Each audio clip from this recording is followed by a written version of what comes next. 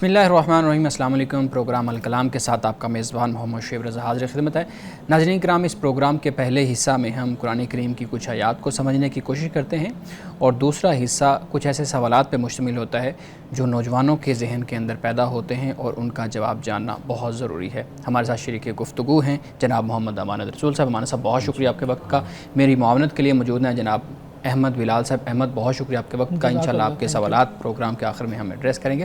امانت صاحب، گزشتہ پروگرام میں ہم بات کر رہے تھے جو سورہ کہف کے اندر جو قصہ بیان ہوا ہے حضرت موسیٰ علیہ السلام کا اور خضر علیہ السلام کا، اور اس کے اوپر آپ نے توجہ دلائی تھی کہ یہاں پہ جو موسیٰ علیہ السلام کا ذکر ہے وہ کون سے موسیٰ ہیں، اس کے بارے میں مختلف آراء ملتی ہیں، اور اسی طریقے سے اور اس طرح کی چیزیں ڈسکس کی تھی۔ میں گزارش کروں گا آپ سے اس سے آگے آغاز کیجیے گا۔ بسم اللہ الرحمن الرحیم۔ ناظرین کرام، اگر آپ نے کل کی قسط یا کل کا پروگرام اگر آپ نے نہیں دیکھا تو وہ ضرور دیکھیے گا، اس لیے کہ آج جو میں حضرت موسیٰ علیہ السلام اور حضرت خضر علیہ السلام کا جو واقعہ بیان کرنے جا رہا ہوں، اس کے لیے ضروری ہے کہ آپ کل کا پروگرام ضرور دیکھیں تاکہ آپ آج کی گفتگو کو بہترین طریقے سے سمجھ سکیں۔ قرآن مجید میں آغاز ہوتا ہے آیت نمبر 60 سورۃ الکہف۔ اللہ پاک فرماتا ہے وَإِذْ قَالَ مُوسَىٰ لِفَتَاهُ لَا أَبْرَحُ حَتَّىٰ أَبْلُغَ مَجْمَعَ الْبَحْرَيْنِ أَوْ أَمْضِيَ حُقُبًا۔ اور جب موسیٰ علیہ السلام نے اپنے نوجوان سے یعنی اپنے شاگرد حضرت یوشع بن نون سے یہ کہا کہ میں چلتا رہوں گا یہاں تک کہ یا تو دو دریاؤں کی ملنے کی جگہ پر پہنچ جاؤں یا اسی طرح برسوں تک چلتا رہوں، یعنی حقوبہ فرمایا، یعنی سالہ سال تک۔ یا تو یہ ہے کہ جو مجمع البحرین ہے جس کا ذکر ہم نے کل کیا تھا، یا تو اس مقام پر میں پہنچ جاؤں گا، یا یہ ہے کہ پھر میں سالہ سال اپنے اس سفر کو جاری رکھوں گا۔ یعنی اس سے حضرت موسیٰ علیہ السلام کی جو طلب ہے، جو پیاس ہے، اس کا اظہار ہو رہا ہے کہ آپ کتنے بے چین تھے کہ میں حضرت خضر سے ملاقات کروں اور جو علم ان کے پاس ہے وہ میں سمجھ سکوں۔ آگے فرمایا فلما بلغا مجمع بینہما نسیا حوتہما فاتخذ سبیلہ فی البحر سربا۔ تو پس جب وہ دریاؤں کے ملنے کی جگہ پہنچے تو وہ اپنی مچھلی کو بھول گئے اور مچھلی نے دریا میں اپنی راہ لے لی۔ یعنی حضرت یوشع کے ساتھ حضرت موسیٰ علیہ السلام تھے، تو اس مقام پر کہ جو مجمع البحرین کی جو جگہ ہے وہاں پر جب پہنچے تو حضرت موسیٰ علیہ السلام اور حضرت یوشع بتانا بھول گئے کہ بھئی یہ وہ مقام ہے کہ جہاں پر بحرین آپس میں مل رہے ہیں، اور جو نشانی تھی وہ مچھلی کے حوالے سے تھی کہ وہ مچھلی جو سفر کے لیے بنا کر اور اس کو پکا کر ساتھ رکھا گیا تھا، تو وہ مچھلی اس مقام پر اچھل کر عجیب طریقے سے پانی میں چلی گئی۔ تو اسی کا بیان یہاں پر ہوتا ہے کہ فرمایا کہ فلما جاوزا قال لفتاہ آتنا غداءنا لقد لقینا من سفرنا ھذا نصبا۔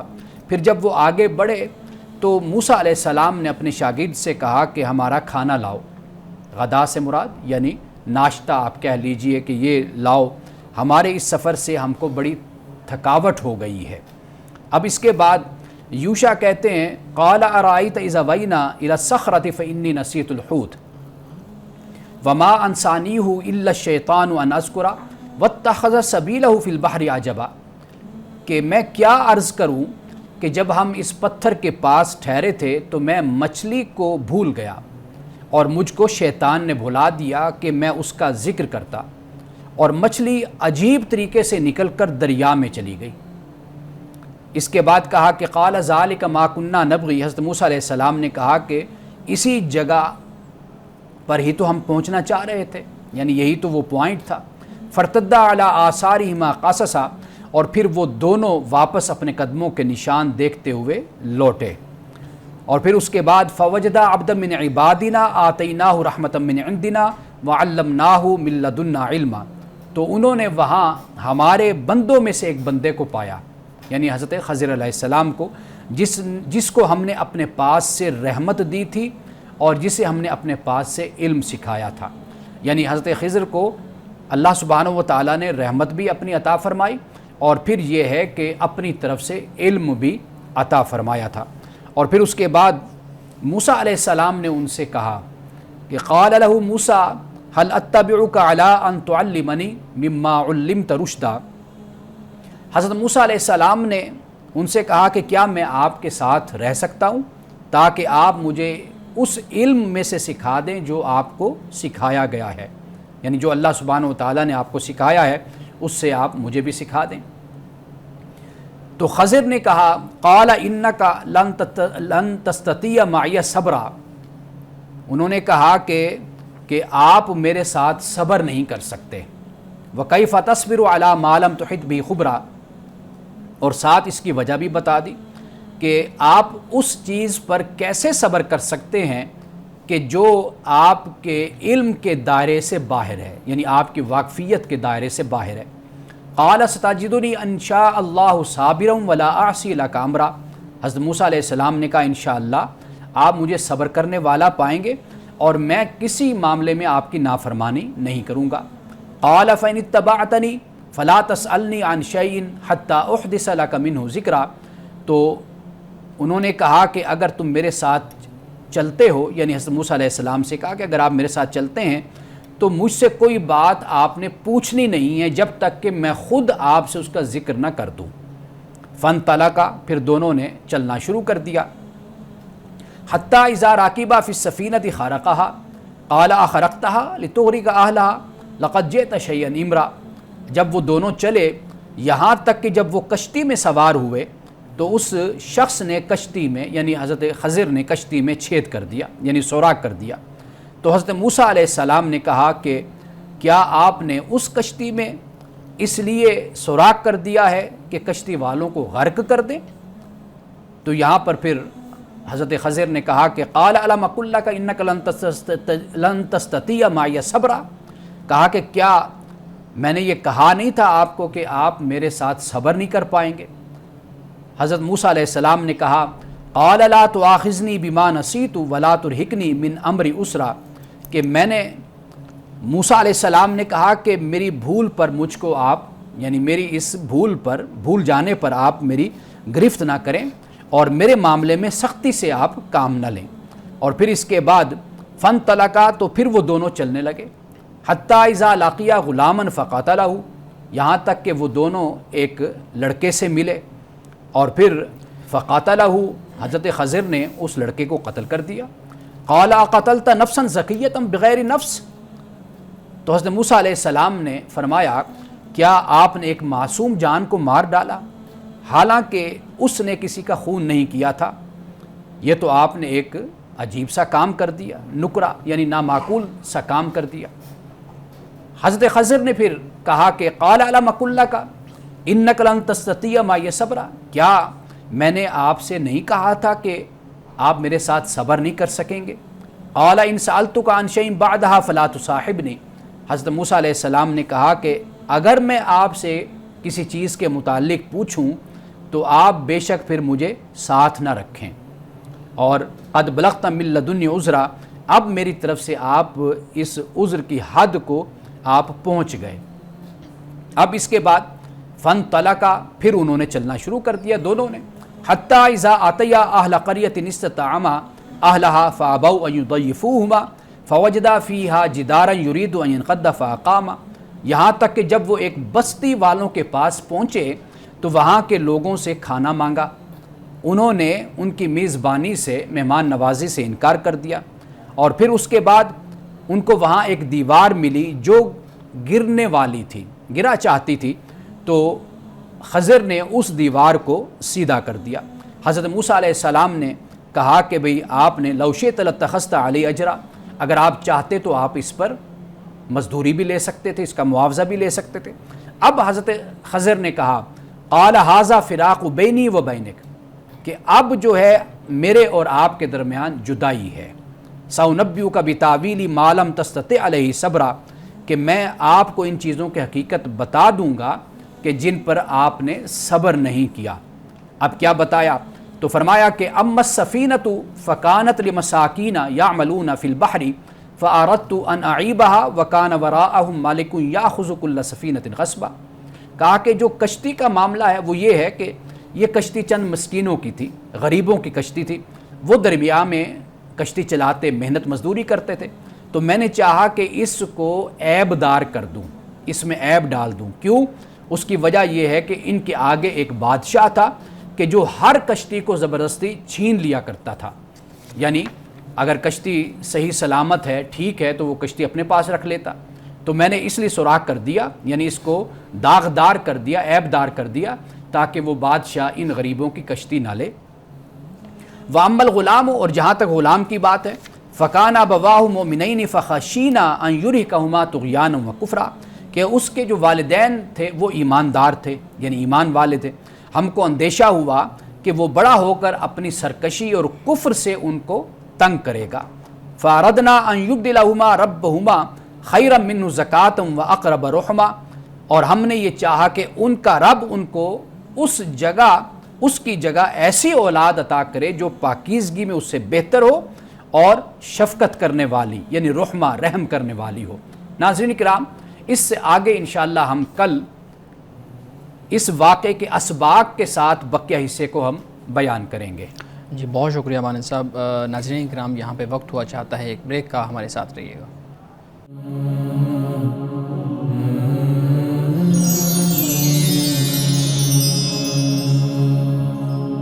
ویلکم بیک ناظرین. مانند صاحب، جو گفتگو جاری تھی اس سے ریلیٹڈ ہم سوالات کچھ لیتے ہیں، میں آپ کے سامنے رکھتا ہوں.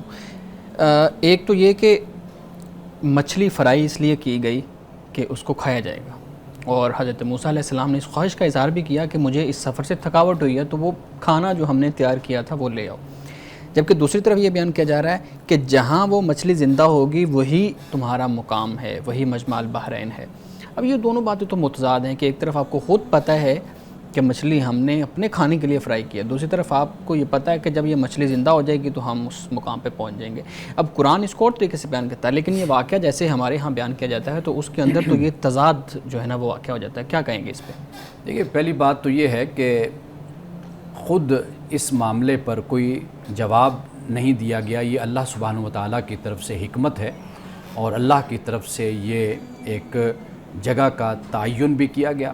اور پھر یہ ہے کہ جس مقام کو یہاں پر مقرر کیا گیا اس سے حضرت یوشع کا بھول جانا، اور اس کی کیا وجہ ہے اس کو یعنی ہم اس کو نہیں جان سکتے. یہ اللہ بہتر جانتا ہے کہ یہ کیوں حضرت یوشع نے اس جگہ کو یعنی یہاں پر مچھلی کا جو واقعہ ہوا، جو مسئلہ ہوا، اس کا ذکر حضرت موسیٰ علیہ السلام سے نہیں کیا. چل صحیح ہو گیا. لیکن ابھی جو آپ نے بات کی ہے اسی سے پھر ہم آگے بات لے کے چلتے ہیں کہ بھول گیا، بھول چوک ہو گئی. اور جو مفسرین یہ بیان کرتے ہیں کہ جو پیغمبر کی ذات ہے وہ بھول چوک اور ان چیزوں سے دور ہوتی ہے، غلطی سے اور بھول چوک سے جو ہے نا وہ دور ہوتی ہے. تو یہاں پہ تو بیان کیا جا رہا ہے کہ حضرت یوشع بھی بھول گئے، اور آگے جا کے جب آپ بیان کر رہے تھے تو موسیٰ علیہ السلام حضرت خضر سے کہہ رہے ہیں کہ مجھ سے بھول ہو گئی، اس لیے اب میں دوبارہ یہ آپ سے نہیں پوچھوں گا. تو یہاں پہ بھی بھول چوک کی بات ہو رہی ہے، پیچھے بھی بھول چوک کی بات ہوئی ہے. تو مفسرین جو بیان کر رہے ہیں کہ پیغمبر کی جو ذات ہے وہ ان چیزوں سے ماورا ہوتی ہے، لیکن یہاں پہ تو یہ چیز بیان ہو رہی ہے. دیکھیے، یہاں پر جو بھول کی بات ہو رہی ہے وہ ایک تو اللہ سبحانہ و تعالیٰ کی طرف سے ایک خاص حالت میں، خاص موقع پر ایک کیفیت طاری کر دی جاتی ہے پیغمبر پر. ایک تو یہ معاملہ ہوتا ہے. دوسرا معاملہ یہ ہے کہ جو گرفت اصل ہوتی ہے وہ ہوتی ہے وہاں پر جہاں ارادہ موجود ہوتا ہے، جان بوجھ کر ارادہ جہاں پر موجود ہوتا ہے. جیسے لم نجد لہ عزما قرآن پاک کہتا ہے حضرت آدم علیہ السلام کے حوالے سے، وہاں پر بھی ناسیہ کا لفظ استعمال ہوتا ہے. اصل چیز جو ہے وہ ارادہ جان بوجھ کر. ایک بات تو یہ ہوتی ہے. دوسری بات یہ ہے کہ انبیاء علیہ السلام سے جو گناہ کبیرہ ہے ان کا ارتکاب سے نہیں ہوتا. تو جہاں یہ بات کہی جا رہی ہے اس کی اپنی جگہ ہے کہ جو تفصیل طلب ہے اور تفسیر طلب ہے، جس کو ہم آگے جا کر اگر وقت ہوا تو ہم اس کو ڈسکس کریں گے. ٹھیک ہو گیا. اچھا، حضرت خضر کی جب ہم بات کرتے ہیں تو آپ نے بیان کیا کہ ان کو اللہ کی طرف سے رحمت اور علم دیا تھا اس طرح. تو اب علم لدنی یہاں پہ بیان کیا جاتا ہے، اور گزشتہ آپ نے پروگرام میں تکوینی علم کی میرے خیال میں بات کی تھی. تو میں آپ سے گزارش کروں گا ایک تو پہلے ان دونوں ٹرمنالوجیز کو بیان کیجیے گا، تکوینی علم کیا ہے، علم لدنی کیا ہے، اور پھر یہ بھی بتائیے گا کہ علم لدنی آج بھی کسی کے پاس موجود ہے. اچھا، ایک تو بات یہ ہے کہ اگر میں پہلا آپ کا سوال لے لوں کہ تکوینی علم اس کائنات میں موجود ہے، یعنی خدا تعالیٰ کا ایک غیر مرئی نظام اس کائنات میں موجود ہے. انسان کا جو علم ہے وہ محدود ہے، سطحی ہے، اور ظاہر تک جو نظر آتا ہے اس پر انسان پھر اپلائی کرتا ہے، نتیجہ اخذ کرتا ہے. ٹھیک ہے، بالکل صحیح. اللہ تعالیٰ کے بہت سے معاملات جو امور ہیں وہ ایسے ہیں کہ جن کو ظاہری طور پر دیکھا جائے تو انسان نتیجہ کچھ اخذ کرتا ہے، لیکن وقت بیتنے کے ساتھ جب انسان کو یہ معلوم ہوتا ہے کہ یہ تو اس کا نتیجہ اس کے بالکل برعکس ہے کہ جو میں نے دیکھ کر نتیجہ اخذ کیا تھا. صحیح. اس کی بڑی چھوٹی سی مثال ہے، میں پیش کر دیتا ہوں. جیسے ہماری زندگی میں بہت سے واقعات اور حادثات ایسے ہوتے ہیں، اور ایک وقت میں ہماری بڑی خواہش ہوتی ہے کسی چیز کو حاصل کرنے کی، پانے کی، لیکن جب ہم اس چیز کو حاصل نہیں کر پاتے اس وقت میں تو ہم بڑے حوصلہ شکن بھی ہوتے ہیں، پریشان بھی ہوتے ہیں، بڑے ڈسٹرب ہوتے ہیں. لیکن کچھ وقت گزرنے کے بعد پھر ہمیں اندازہ ہوتا ہے کہ وہ ہمیں نہیں ملی نا چیز، وہ ہماری خواہش پوری نہیں ہوئی تو وہ ہمارے لیے بہتر تھی. اسی طرح یہ معاملات انسانی زندگی میں مال کے حوالے سے بھی ہیں، اولاد کے حوالے سے بھی ہیں، اسی طرح انسان کے اجتماعی طور پر معاشرے کے حوالے سے بھی. ایک بات تو یہ ہو گئی تکوینی علم، یہ جسے یعنی حضرت خضر کے ذریعے سے جو بات سمجھائی گئی حضرت موسیٰ علیہ السلام کے اس سفر کے ذریعے سے، ہمیں اسے بہت اچھے طریقے سے سمجھنا چاہیے. دوسری بات جو علم لدنی کی آپ نے بات کی، دیکھیے یہاں پر تو سمپل اتنی سی بات ہے کہ من لدنا علما. لدن جو لفظ ہے اس کا مطلب یہ ہوتا ہے کہ جیسے اندہ ہم لفظ استعمال کرتے ہیں، یہ مطلب یہ کہ میری طرف سے، اندی میری طرف سے، یا اندنا ہماری طرف سے. لیکن لدنا ذرا اہتمام کے ساتھ ہوتا ہے. تو اللہ تعالیٰ نے جب حضرت موسیٰ علیہ السلام کے ساتھ حضرت خضر کو کہا، یا حضرت موسیٰ سے کہا کہ خضر کی صحبت اختیار کر کے سفر کرو، تو گویا کہ یہاں پر اشارہ اس بات کی طرف ہے کہ حضرت موسیٰ علیہ السلام کا اپنا مقام و مرتبہ، لیکن یہ جو پہلو ہے اس میں حضرت خضر جو ہیں یہ خصوصیت رکھتے ہیں. تو اس بنیاد پر پھر یہ لفظ استعمال ہوا ہے. ہمارے ہاں جو بحث ہے علم لدنی کی، اور وہ یہاں سے وہ مراد نہیں، یہ وہ مراد یہاں پر نہیں ہے. اصل دیکھیں انبیاء علیہ السلام جیسے قرآن پاک کہتے ہیں تلک الرسل فضلنا بعضهم علی بعض منهم من کلم اللہ ورفع بعضهم درجات وآتینا عیسی ابن مریم. ٹھیک ہے نا. اب ان آیات کو آپ پڑھ کر دیکھیں تو یہ اللہ تعالیٰ نے فضیلت دی، یعنی فضیلت سے مراد کسی کو کوئی خصوصیت عطا فرمائی، کسی کو کوئی خصوصیت عطا فرمائی. تو در حقیقت یہ اس خصوصیت کی طرف اشارہ ہے کہ جس کے بنیاد پر حضرت موسیٰ سے یہ فرمایا کہ بھئی خضر کی صحبت اختیار کرو. بالکل ٹھیک ہے. اچھا، ایک حضرت خضر کی جب بات ہوتی ہے، ایک تو یہ ہے کہ اس کا لفظ بھی جب آپ بول رہے ہیں تو آپ کی پروننسیشن مجھے کچھ اور لگ رہی ہے، جب میں بول رہا ہوں تو کوئی پروننسیشن کچھ اور ہے، کوئی اور بول رہا ہوتا ہے تو کوئی پروننسیشن کچھ اور ہوتی ہے. کہتے ہیں جی ان کے بارے میں بڑی توہمات ہیں کہ ان کی عمر بہت لمبی تھی، وہ ابھی بھی موجود ہیں، وہ انہوں نے آب حیات پی لیا تھا. اب ان ساری چیزوں پہ بھی ہم گفتگو کریں گے. ایک سوال جو بنیادی طور پہ پیدا ہوتا ہے کہ ہر دور کے خضر ہوتا ہے. میں ایک تحریر آپ کے سامنے پڑھتا ہوں جو میں نے کہیں پہ پڑھی، اس کو سوال کی صورت میں آپ کے سامنے رکھتا ہوں. ہر دور کا خضر ہوتا ہے جس کو کتب یا ابدال کہا جاتا ہے، جو خود حق اور باطل کی کسوٹی ہوتا ہے، اور اس کی جو باتیں ہیں وہ انسان کی سمجھ سے بالاتر ہوتی ہیں. ٹھیک ہے. ان کی بات کو شریعت پہ پرکھا نہیں جا سکتا. ٹھیک ہے. تو ان کا ہر کام خدا کے اذن سے ہوتا ہے. اس پہ کیا کہیں گے آپ؟ دیکھیے پہلی بات تو یہ ہے کہ جو یہ الفاظ استعمال آپ نے کیے ہیں یہ ہمیں قرآن مجید میں کہیں نہیں ملتے، اور جب ہم احادیث رسول صلی اللہ علیہ وسلم کا مطالعہ کرتے ہیں ہمیں یہ الفاظ احادیث میں بھی کہیں پر نہیں ملتے. صحیح ہے. یہ بات کے پھر معاملات ہیں کہ کئی صدیوں کے بعد یہ چیزیں تخلیق ہوئی، ہمارے ہاں ان کو استعمال کیا گیا. تو باقاعدہ طور پر ایک آپ کہہ لیجئے ایک علم کہہ لیجئے یا ایک ادارہ آپ کہہ لیجئے پوری وہ وجود میں آ گئی. لیکن جہاں تک قرآن کی ہم بات کرتے ہیں، جہاں ہم احادیث رسول صلی اللہ علیہ وسلم کی بات کرتے ہیں تو وہاں پہ ہمیں اس کا کوئی ذکر نہیں ملتا. باقی جو باتیں آپ نے حضرت خضر کے حوالے سے بیان کی ہیں ان میں کوئی صداقت نہیں ہے. علماء نے، مفسرین نے خود ان باتوں کو رد کیا ہے کہ یہ ضعیف روایت بھی کوئی ضعیف ہوتی ہے، ان کا تو کوئی تعلق بھی احادیث کے اس ذخیرے کے ساتھ اور حدیث کے اس علم کے ساتھ کوئی نہیں ہے۔ یعنی یہ جو باتیں بیان کی جاتی ہیں کہ وہ انہوں نے آب حیات جو ہے نا وہ پی لیا تھا، اور آب حیات ایسی چیز ہے جو پی لے تو وہ زندہ رہتا ہے، اور یہ بھی کہا جاتا ہے کہ وہ جو مچھلی تھی اس نے اصل میں وہ پانی پی لیا تھا تو وہ زندہ ہو گئی تھی، مردہ ہونے کے بعد وہ زندہ ہو گئی، تو باقی ان چیزوں کا کوئی تصور نہیں ہے؟ دیکھیے، آب حیات کا اگر کوئی تصور ہوتا تو وہ عملی طور پر کہیں پر انسانوں میں چیز نظر آتی، لیکن ہمارے ہاں تو محاورے بنے ہوئے ہیں اس پہ۔ ہاں، صرف محاوروں کی حد تک۔ دیکھیے، بات پھر وہی بنتی ہے کہ جو چیزیں انہونی ہوں اور انسانی زندگی میں معمول کے ساتھ نہ ہوں، جس سے انسان میں ایک کشش پیدا ہوتی ہے، تجسس پیدا ہوتا ہے، کریوسٹی ہوتی ہے، ان چیزوں کو زیادہ بیان کیا جاتا ہے۔ دیکھیے، آج کے زمانے میں ڈرامے ہیں، فلمیں ہیں، پہلے زمانے میں کچھ نہیں ہوتا تھا۔ پہلے زمانے میں یہ قصہ گو ہوتے تھے، داستان گو ہوتے تھے، وہ ایک ہی چھوٹی سی کہانی ہوتی تھی، اس کو ہی لمبا کر کے، جیسے ہمارے گھروں میں دادی، نانی یا امی کہانی سناتی، ہم جب اپنے بچوں کو سناتے تھے یا سناتے ہیں تو ایک ہی کہانی یا ہے، اس کے بعد ہم نے اس کو اتنا لمبا کیا کیونکہ بچوں کے ساتھ 15 دن 20 دن مہینہ گزارنا ہوتا ہے، انہوں نے رات سونا ہوتا ہے، تو ان کو وہ کہانی ہم سناتے رہے۔ تو یہ اب ڈرامے، فلمیں اور یہ چیزیں آ گئیں، لیکن پہلے یہ لوگ ہی ہوا کرتے تھے کہ جو چوراہوں میں، چوکوں میں، مجلسوں میں بیٹھ کر، میلوں پہ بیٹھ کر لمبی لمبی کہانیاں اور یہ چیزیں سنایا کرتے تھے، تو یہ وہاں سے یہ چیزیں جنم لیتی ہیں۔ باقی اگر ہم بات کر رہے ہیں قرآن مجید کی، یا ہم سنت کی بات کرتے ہیں، احادیث کی بات کرتے ہیں، تو یہ سارے ذخیرے اور یہ سارے جو سورسز ہیں یہ اس سے بالکل خالی ہیں جو باتیں بیان کی گئی ہیں۔ صحیح ہے، صحیح ہے، صحیح ہے، بہت خوبصورت انداز میں آپ نے بیان کیا ہے۔ ناظرین کرام، یہاں پہ ہم لیتے ہیں ایک بریک، ہمارے ساتھ رہیے گا۔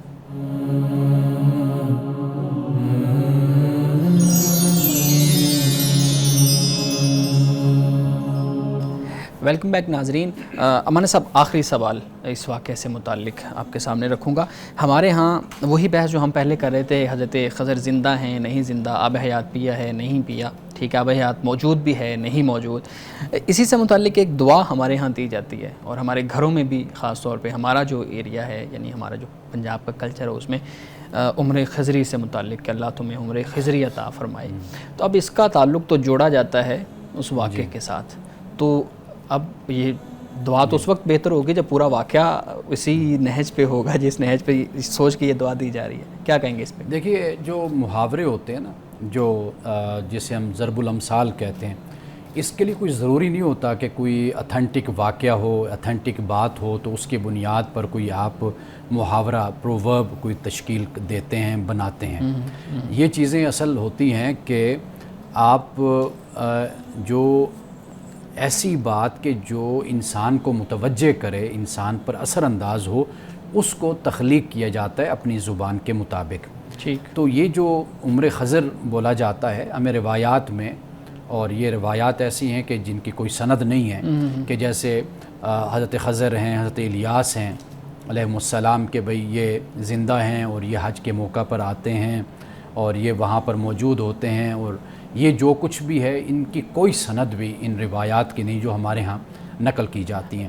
اصل بات یہی ہے، دیکھیے حضرت نوح علیہ السلام 950 سال آپ زندہ رہے، لیکن آخر وفات ہوئی۔ بالکل۔ تو اسی طرح جو مخلوق پیدا ہوتی ہے اس کائنات میں، اس نے ایک دن دنیا سے جانا ہے، یہاں تک کہ رسول اللہ صلی اللہ علیہ وسلم کے حوالے سے قرآن پاک نے انک میت و انہم میتون قرآن نے کہا، اور اسی طرح اللہ تعالیٰ نے کہا کہ آپ علیہ الصلوۃ والسلام افئن مت فہم الخالدون، کہ آپ علیہ السلام نے دنیا سے تشریف لے کے جانا ہے، تو کیا یہ جو لوگ ہیں، یعنی یہ جو نہ ماننے والے ہیں، کیا انہوں نے ہمیشہ رہنا ہے یہاں پر، انہوں نے بھی دنیا سے جانا ہے؟ تو مطلب یہ ہے کہ خدا کی بارگاہ میں سب کی حاضری ہے، تو کوئی مخلوق اس کائنات میں ایسی نہیں ہے کہ جس کے بارے میں ہم یہ کہیں کہ بھئی وہ زندہ ہے۔ دیکھیے، اصحاب کہف پہ ہم نے بات کی نا، بالکل 200 سال، 300 سال، 309 سال جو بھی بیان کیا گیا، قرآن پاک نے 2 ہند سے بیان کیے، اس پہ ہمارا ایمان ہے کیونکہ قرآن نے بیان کر دیا۔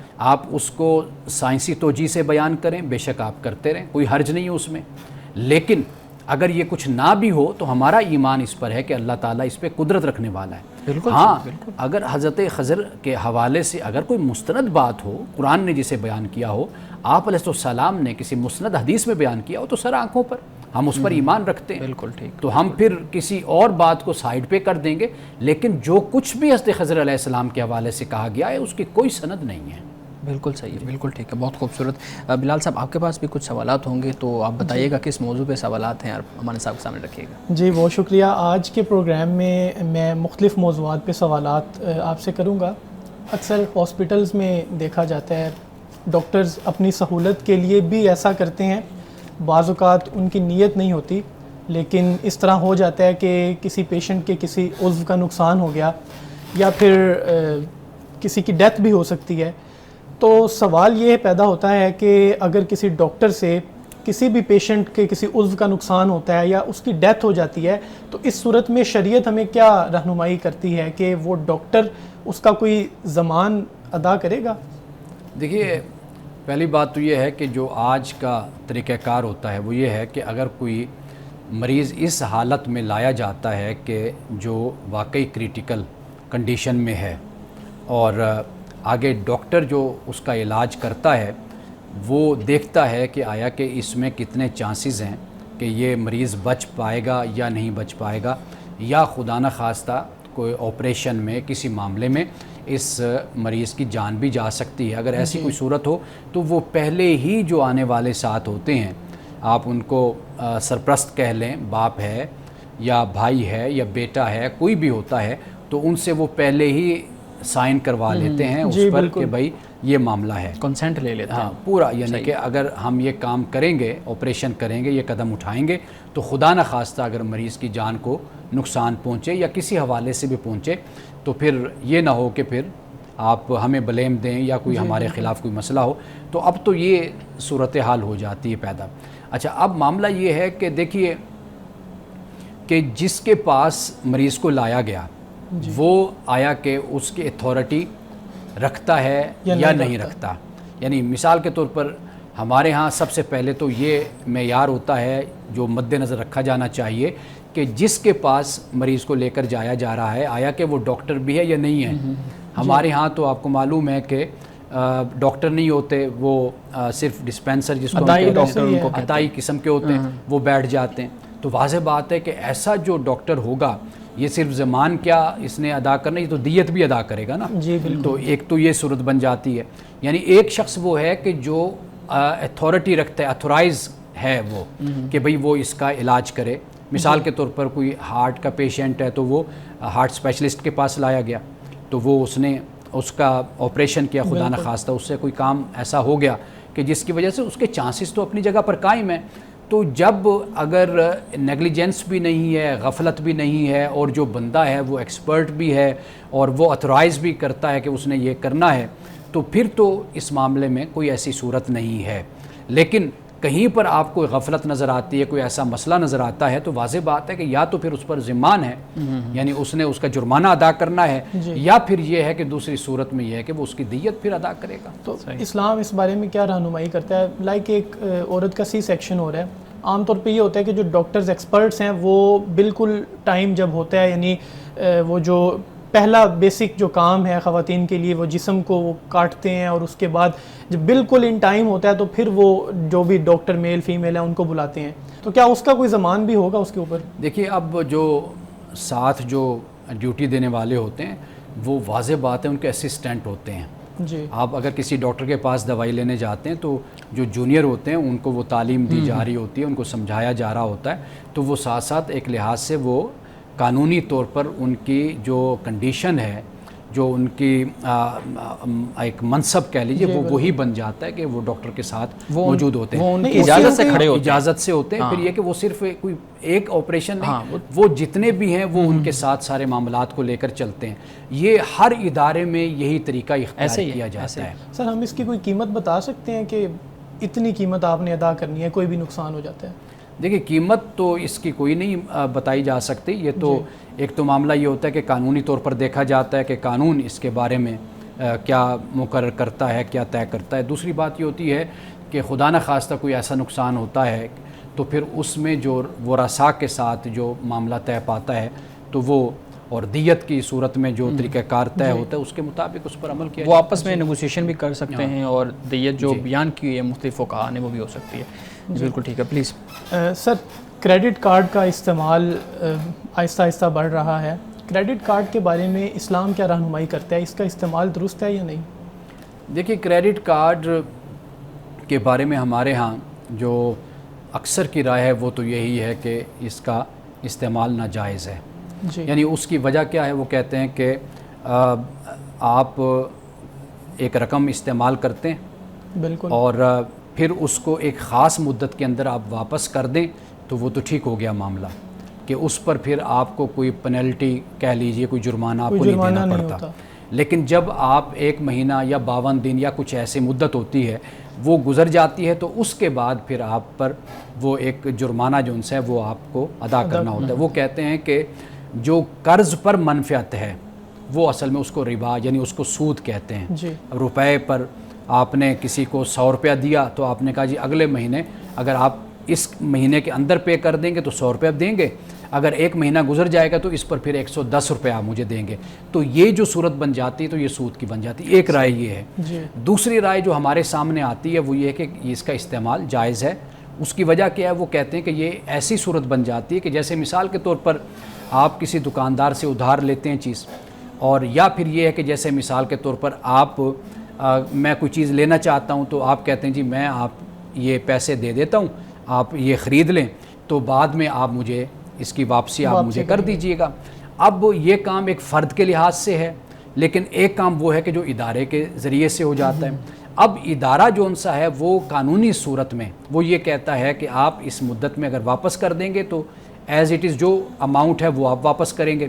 اگر آپ اپنے اس وعدے کے مطابق اور اس معاہدے کے مطابق اگر آپ رقم واپس نہیں کرتے تو پھر آپ پر جرمانہ لگے گا، اضافی رقم لگے گی. تو یہ جو ایک صورت بن جاتی ہے یہ بیع شراء کی صورت بن جاتی ہے، خرید و فروخت کی صورت بن جاتی ہے. یہ بھی ایک رائے ہے.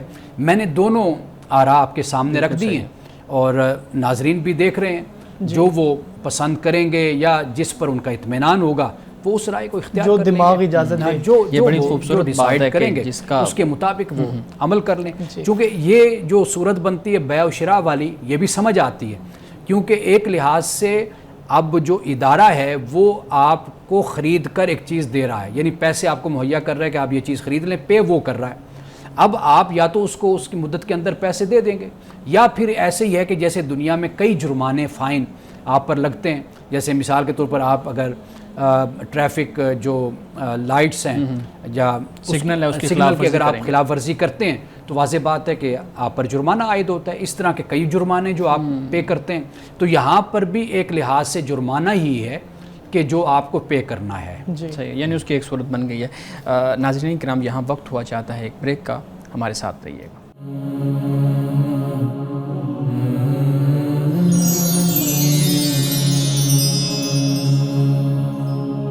ویلکم بیک ناظرین. بلال صاحب آپ سوال کر رہے تھے پلیز. جی سر، ہمیں وقت کی اہمیت کے بارے میں بہت زیادہ بتایا جاتا ہے، ٹائم کو ویسٹ نہیں کرنا چاہیے. موبائل گیمز ہم عام طور پہ کھیلتے رہتے ہیں فری ٹائم میں.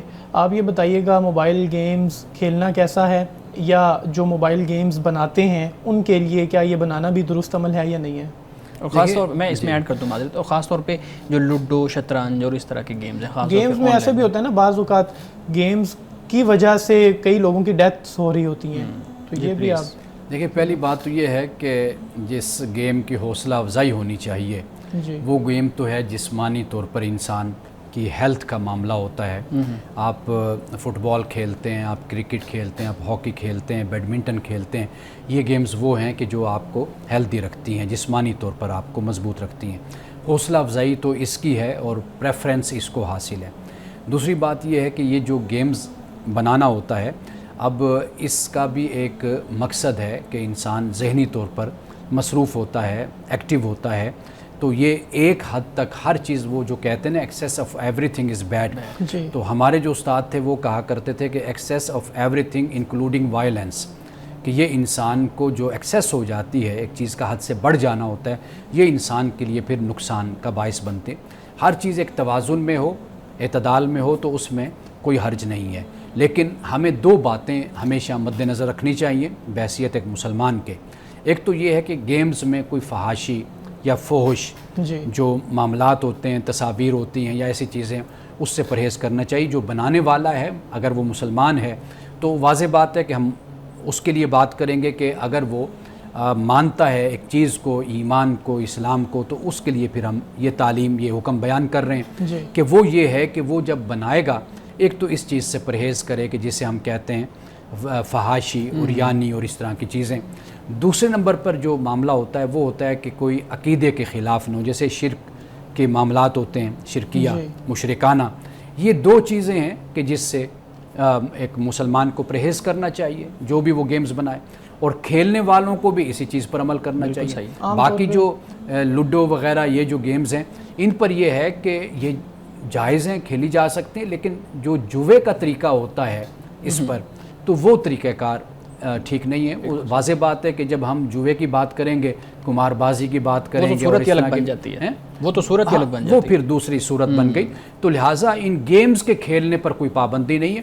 ایک جو اصول اور ضابطہ ہے اس کی ہر صورت میں پابندی ہونی چاہیے. سر گیمز اگر ان سارے ایلیمنٹس جو آپ نے بیان کی ہیں اگر ان کے مطابق ہوں، ایک چیز رہ جاتی ہے کہ ان کی ایڈکشن بھی ہو جاتی ہے بعض اوقات، اور بہت زیادہ وقت بچے پھر ان کو دیتے ہیں. ایڈکشن کے بارے میں بتائیے گا، کیا یہ اس پوائنٹ آف ویو سے ٹھیک ہے؟ یہ دیکھیے ایڈکشن تو اچھے کاموں کے بھی ہو جاتی ہے بندے کو. یعنی مثال کے طور پر بہت سے بچے میں نے دیکھے مطالعے کا بہت شوق ہوتا ہے پڑھنا. اچھا وہ اتنی زیادہ کتابیں پڑھتے رہیں گے، اتنے زیادہ گم ہو جائیں گے، نہ ان کو کھانے کا ہوش ہوگا، نہ ان کو کسی گیم کا، نہ کھیلنے کا، نہ اٹھنے کا، نہ بیٹھنے کا. تو جو یہ عادی ہو جانا ہے یہ تو کسی بھی کام میں انسان ہو سکتا ہے. طریقہ کار یہ ہے کہ انسان اعتدال اور توازن، یعنی وقت مقرر کر لے کہ میں نے یعنی دن میں اتنا وقت اپنی تفریح کے لیے رکھنا ہے، آدھا گھنٹہ، 1 گھنٹہ، 2 گھنٹے، بس اس سے زیادہ پھر انسان نہ جائے. تو یہ جو لت پڑ جانا جس کو آپ کہہ رہے ہیں، یہ کسی بھی کام کی پڑ جائے، جیسے میں نے کتاب کا حوالہ دیا، تو وہ پھر انسانی وجود، جسم، ذہن، اس کے لیے پھر یہ نقصان دہ بھی ہوتا ہے، پھر انسان نفسیاتی مریض بھی بن جاتا ہے. اچھا اس میں میں ایڈ کرنا چاہوں گا ایک سوال کہ جو بچے اڈکٹ ہو جاتے ہیں گیمز کے، اب والدین کے پاس کوئی آپشن نہیں ہے ان کو کیسے وہ اس سے واپس لے کے آئیں. یا تو وہ وائلنس والا راستہ اختیار کریں گے، بچوں کو زبردستی بچوں کے ساتھ کریں گے، اس سے پھر بچے بھی نفسیاتی طور پہ مریض بن جاتے ہیں اور آگے سے ریئیکشن دینے کی کوشش کرتے ہیں. آپ اس پہ بات کیجیے گا کہ کیسے ایسے بچے جو ایڈکشن کی طرف جا رہے ہیں یا ایڈکٹ ہو چکے ہیں ان کو والدین کیسے واپس لے کے آئیں؟ دیکھیے اس کا جو طریقہ کار بنیادی ہے وہ صرف یہ ہے کہ والدین خبردار رہیں اپنے بچے سے کہ وہ آیا کہ اگر یہ کام کر رہا ہے تو اس کی مصروفیت، اس کی توجہ کتنی اس طرف ہے. ایک یہ چیز. دوسرا یہ ہے کہ آپ یاد رکھ لیجئے کہ بچے کو صرف منع کرنے سے بچہ نہیں رکتا. یہ جو ہمارا طریقہ ہوتا ہے نا کہ ہم بچے کو آپشن کوئی نہیں دیتے، دوسرا راستہ نہیں کرتے، اس کو منع کرتے ہیں. منع کرنے سے کیا ہوتا ہے، وہ پھر کیا کرے، یعنی کوئی تو کچھ تو کرے گا نا. جس چیز سے منع کریں گے اس کی طرف تو اس بچہ طرف جائے گا، زیادہ اس کی توجہ جاتی ہے. تو پھر اس کا طریقہ کار یہ ہوتا ہے کہ آپ بچے کو آپشن دیتے ہیں. مثال کے طور پر آپ زیادہ بچے کو بیٹھنے کے بجائے اس کو پھر کھیلنے کی طرف لے کر جائیں. یعنی باپ ٹائم دے، ماں ٹائم دے، بچوں کو لے کر پارک میں جاتے ہیں، کسی کمپلیکس میں چلے جاتے ہیں، وہاں پر بچے بیڈمنٹن کھیلیں، سوئمنگ کریں، وہاں پر بچے دوسری گیمز ہوتے ہیں ان میں مصروف کریں. جب بچہ ہے ہی فارغ بٹھایا ہوا آپ نے اس کو گھر میں، تو وہ کیا کرے گا. تو والدین اصل میں بچوں کو ایک تو شروع سے ٹائم نہیں دیتے، اور آپ نے ماؤں کو دیکھا کہ وہ پہلا کام یہی کریں گے کہ بچوں کو موبائل دے دیتے ہیں. اور چھوٹا سا بچہ ہے اور وہ اتنا اس کا ایڈکٹڈ ہو جاتا ہے، عادی ہو جاتا ہے کہ وہ اس کو پھر چھوڑتا ہی نہیں، روتا ہے اس پر. بالکل ٹھیک ہے. تو اس لیے والدین کو ایک تو یہ کام کرنا چاہیے، دوسرا یہ کرنا چاہیے کہ ہمیشہ جس کام سے روکیں اس سے زیادہ دلچسپی والا، زیادہ اچھا کام جو ہے وہ بچے کے سامنے رکھیں، بالکل متبادل رکھیں، تبھی وہ بچہ رکے گا. بالکل یہ بہت خوبصورت بات آپ نے کی ہے. مولانا صاحب آج کی حدیث کا وقت ہوا چاہتا ہے، آپ پلیز. جی آج کی حدیث ہے صبر کے بارے میں. حضرت ابو ہریرہ رضی اللہ تعالی عنہ روایت کرتے ہیں کہ فرمایا کہ رسول اللہ صلی اللہ علیہ وسلم نے ارشاد فرمایا کہ یقول اللہ تعالی، کہ اللہ فرماتا ہے کہ میرے اس مومن بندے کا کہ جس کی میں کوئی عزیز چیز دنیا سے اٹھا لوں اور وہ اس پر ثواب کی نیت سے صبر کر لے. یعنی کوئی عزیز ترین چیز، کوئی پسندیدہ کوئی بھی چیز ہے، مال ہے، دولت ہے، اولاد ہے، کوئی بھی میں اٹھا لوں اور وہ ثواب کی نیت سے، یعنی اس نیت سے کہ میرے رب نے یہ مجھ سے چیز لے لی ہے واپس، میں اس پر اے اللہ راضی ہوں، تو اگر وہ اس طرح صبر کر لے تو رسول اللہ صلی اللہ علیہ وسلم نے فرمایا کہ احتسبہ الا الجنہ، اللہ فرماتا ہے کہ اس کا بدلہ میرے ہاں جنت کے سوا اور کچھ نہیں ہے۔ یعنی اگر اللہ کی طرف سے کوئی انسان پر آزمائش آتی ہے، کوئی امتحان آتا ہے، تو اگر انسان اللہ کا بندہ اس پر صبر کرتا ہے تو اللہ پاک فرماتا ہے یہ صبر بھی ثواب کی نیت سے کرتا ہے، تو اللہ پاک فرماتا ہے کہ میں اس اپنے بندے کو، صابر کو، میں کل قیامت کے دن جنت عطا کروں گا۔ جی بہت شکریہ مانند صاحب آپ کے وقت کا، آپ کی مدلل گفتگو کا، تھینک یو سو مچ، بہت شکریہ بلال آپ کے وقت کا، آپ کے سوالات کا۔ ناظرین کرام، اس دعا کے ساتھ اپنے پروگرام کا اختتام کریں گے۔ اللہ رب العزت حسن کلام اور تاثیر کلام عطا فرمائے، ہماری زبان کے گروں کو کھول دے اور سننے والوں تک خیر کا پیغام پہنچے۔ اجازت دیجیے، خدا حافظ۔